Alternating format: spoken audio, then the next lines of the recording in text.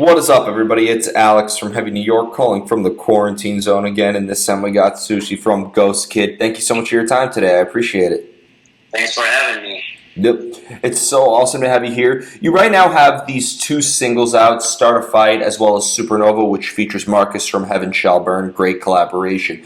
Could this maybe serve as like a clear representation on what maybe the full-length Ghost Kid album is going to sound like in a way, or is this just kind of like, are these kind of just like one-off standout things? I would say each song is a bit different, So I really focused on that each song got its own vibe, So I mean, even if there is a lot of hard stuff on the record, there are still some songs on it where just sing and not scream. So I mean, it really depends on the topic of the song, and the story behind that. But I would say these are. Yeah, it's really hard for me to say. I mean, even if people ask me what kind of genre I would say this is, it's really hard for me to answer. But yeah, I would say each song got its own vibe, and yeah. Yeah. Well, yeah, because when I listened to Start a Fight and then I listened to Supernova, I thought like they all had different vibes and also like different sounds in general. So it's almost fair to say that like experimentation is kind of like what makes Ghost Kid, right? Exactly, yeah. I mean, yeah, it's all about telling a story. And I mean, this is what I did with the instrumentals as well, or maybe I tried it to achieve, So, yeah. Mm-hmm. It's going to be interesting, I guess. Do you sometimes have like a preconceived idea of what you want it to sound like, or is there almost kind of like a lot of trial and error, like a lot of improvising involved with the songwriting? Dude, I really thought about how I wanted to sound like in the beginning, where I started writing songs in the first place, and it was a lot of experimentation in the beginning, but I just wanted to achieve a sound that sounds a bit dark and dirty and aggressive. So, and I guess this was everything that I just wanted to achieve, But basically, I don't give a fuck about like what kind of genres I will. I wanted to have as an inspiration. I mean, like when you listen to Start a Fight, it's more. There is a little bit trap in, So Supernova is a bit more like this industrial sound, but no, there was no specific plan behind that. I just experiment. It was a lot of experimentation at the beginning, but after that, where I found the sound. It was like this, I would say. Mm-hmm. It's funny too because you mentioned that like a story that you rely on like a story and a subject matter in lyrics. So it's fair to say that like you think of a story or a subject matter before. And do you feel like maybe like lyrics and a story can help dictate the direction of the music as well? I don't know. I mean, if you, I mean, it was crazy. It was like a crazy process, So sometimes it was a situation where I just started like with a song that I just wrote down and just understood it a bit later, So for me, it's like a symbiosis between both, I mean, it's hard to explain. I mean, I don't know how the songs have been created. Basically, it was like it was more like based on a feeling. You know what I mean? Yeah, mm-hmm. Probably it was like that, yeah. So it's fair to say that, like, with each song on the album, like, it's almost kind of like a moment of time that, like, or an emotion that you were feeling at a particular time, right? Exactly, yeah. I mean, it's, most of the songs started, like, with a chorus, I would say. So I got a melody in my head and just thought, okay, I could categorize... maybe this song in this direction, when it's a bit darker. So there are a lot of personal stories on this record, to be honest, And this is where everything shaped from the beginning, So I just tried to play an instrumental down that because I played all the guitars when it comes down to the arrangement as well. Mm-hmm. And everything was based on an emotion or like a thought or something like that, So that's the reason why it's in general, it's like a really honest record, I guess I've never done something like that.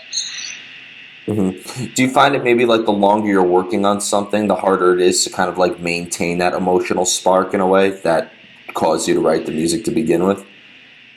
That's a good question. I guess it always depends on the moment. I mean, if you're sad, for example, you're totally in the zone to write something like a sad song, you know. And I would say it's really important to make a base for that you can work on, you know. I mean, of course, it's getting really hard to achieve something. And there's like when you hit up the studio and you have to re-record everything, it's really hard to recreate that kind of emotion that you got or that feeling that you got in that moment, you know. So yeah, but that's the reason why I think you should create a base that you can, that you can build the whole song on. Yeah, and I'd imagine too that like there's times where inspiration like strikes at very inconvenient times as well too, right? Dude, that's fucking complicated. Every time I wanted to go to bed, you know, and try to sleep there, this is basically the time where I got the best ideas, you know. So make a fucking voice message on your mobile and try not to forget what you did. It's really crazy. I mean, creativity, it comes and goes sometimes, and yeah, I think it's all about the right moment, you know. Yeah. Now, one thing I was really curious about is just that being that your music is so concept and story driven, do you want the music to be open to interpretation, or do you try to maybe engage the listener into what like you're singing about? I mean, it really depends on what the song's about. I mean, for example, like the new single that is about to come is called "This Is Not Hollywood," you know, and I will explain that with this song, for example. So this song it's called "This Is Not Hollywood," and it just represents like this whole bullshit that's going on in the show business in general, you know, because in real life you're not an artist, so you're just human and you can get hurt, you know. And sometimes I got songs that try to explain a story directly where people can relate to, but sometimes I really love it when I see that people try to interpret what I'm doing, you know. So I mean, with Supernova, it was like a thing. I've seen a reaction video where somebody tried to understand what I wanted to tell or show in that video, you know? And I would say both. Sometimes the message is direct and really personal. Sometimes, Yeah. people should think about that on their own way.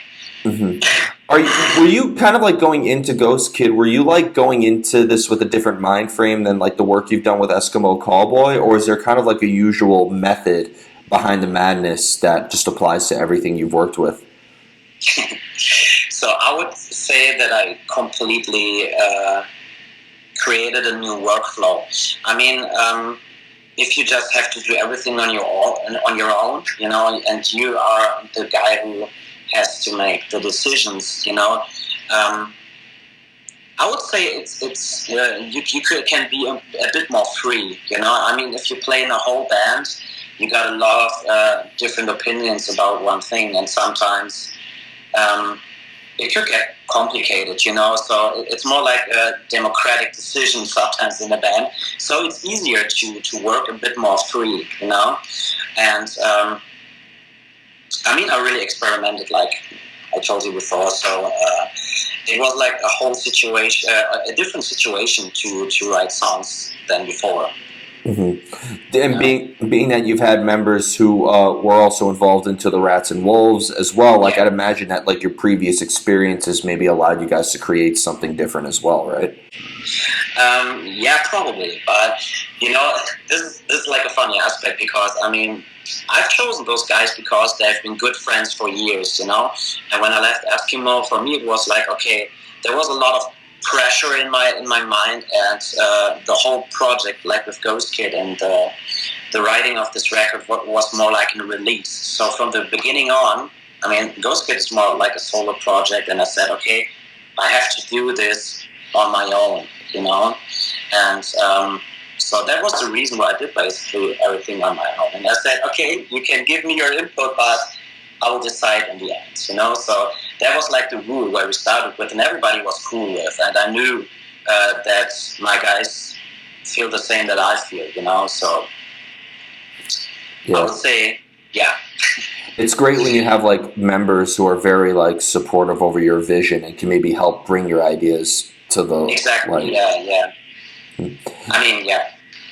Do you almost feel like as well that maybe like in the music that you feel like because you're capturing a moment and you know you're kind of representing an emotion that you were feeling, do you almost feel like that when you're like in the vocal booth or even when you know you bring this material live, like do you almost feel like you have to portray a character in a way? I mean, I would say that's a really good question. I mean, basically, as a musician, you're always like, for example, when it comes down to life, I mean, you're kind of an artist, you know, and or like an actor, I would say, you know. So, and if you get music that you really feel, it's even better, you know, that you can something represent that you totally feel. You know what I mean? I mean, yeah, I guess, yeah, probably that's that's what I can tell you about that. Yeah. I hope the right was, yeah. Now, how do you know when a song is done in the songwriting process? I would say a song is never done. Yeah, I get that all the time. I mean, it's really hard. It's really hard to achieve a point where you're satisfied. I mean, even when you're so emotionally attached to what you've done, like with songs, so you just have to change 1% and you're not satisfied anymore, you know. So this is like a fucking pain in the ass as well when you go to the studio and just re-record everything, you know. This is like a really hard moment. So I would say you're never satisfied, but yeah. Well, words of wisdom from Hatebreed: satisfaction is the death of desire. So exactly, yeah. It is like that. I mean, you will work on yourself if you're not satisfied, you know. So you always can involve yourself. When it comes to playing this material live, like, is there a similar energy into playing live as there is when there's songwriting, or is playing live and songwriting almost two completely separate arts altogether? I would say it's like a completely different thing because when you play your songs live, you always got the energy of the crowd, you know. And when you write those songs, I mean, you got some kind of the energy, but you're more for yourself, you know. It's like a more personal thing, and I think that these are two different things, you know. Yeah, I guess basically that's it. I mean, if you're writing the songs, you're for yourself. Even if you perform them in the studio when you have to, you know, it's more about like, okay, it has to be perfect, and you always go into the details and stuff when it comes down to the songwriting. Live, it's more about let loose, you know, and just let the people feel what you feel. Yeah. Well, you know, it's funny because I've been asking a lot of artists this. When it comes to playing live, you know, you're just taking the material that's on the album and bringing it to a live setting. There's like a big replica element in there. So is there anything creative about playing live? I think yes. I mean, it's always like what I discovered over the years is like, yeah, I mean, each crowd is different, you know, and you always try to get their attention or maybe to make them move, for example, you know. So, and I think the creativity live is to react on different situations, you know, and just to animate the people in general, you know. And I think that's like a really big point because, of course, nobody wants to watch like a boring live set. So what I can say, for example, like Jason Alan Butler from The Fever, you know, he's definitely like a really creative singer. I mean, he's always going crazy and it's always fun to watch. He's like a big inspiration for me, you know. So I would say playing live, even if it's just what you just recorded, it's a complete different situation. Yeah. Do you almost feel that like when rehearsing or practicing, it's almost kind of like a choreography that you have to practice as well? Like, do you have to practice crowd interaction and stage presence and all that? Mm, I mean, sometimes it's. I think it's cool to have at some points like some little surprises, you know. So, for example, with Eskimo, we got our parts where the people have to sit down, but back in the days when this whole crabcore thing was was the thing, you know, we really had a choreography, but nowadays. I don't know. I guess not. So, I mean, it's cool if you just plan some specific parts in the set, but in general, I think the best guys on stage are those who just let loose and feel what they're doing. You know, I think it's more important to be authentic. Yeah, definitely. And I think it also depends on the style as well. Exactly. Yeah. Like I wouldn't want to see a hardcore band where they're just static on stage the whole time. I don't even think that's like remotely possible. But Yes. Yes. if somebody's like playing, like if you have like those instrumental bands where people are playing a 27 long minute guitar solo, they tend to be rather stationary because they want to execute the notes right. Absolutely. Yeah. Yeah. I mean. But I think there are a lot of bands out there who got something like a choreography, but you don't recognize it if you're in the crowd. Yeah. I guess that's the second case. Yeah, I mean, it's not like a band is a play, more or less, where they have to memorize a script or something like that. Yeah. Lyrics, sure, but anything else. Yeah. So before we go, I want to thank you so much for your time today. I really appreciate this. Just you have the new album coming out on November 13th. Is there just anything you would like to promote? I mean, obviously, thanks to a certain virus that shall not be named, obviously live shows aren't happening at the moment, but I'd imagine when all this is over, is there a chance you could bring Ghost Kid to the state one day? I'm totally looking forward to that. I mean, we've played a tour in the States once back in the days, and it was amazing. I really would love to go back to the States, you know. And what I can say about the album, I mean, it's like a really crazy album. Each song got its different vibe, so maybe it's worth a listen. So please check it out and leave me a comment or something like that. Awesome. Yeah. Well, thank you so much, everybody. We are here with Sushi of Ghost Kid. Be sure to pick up the new album November 13th. This is Alex from Heavy New York, and we will see you next time.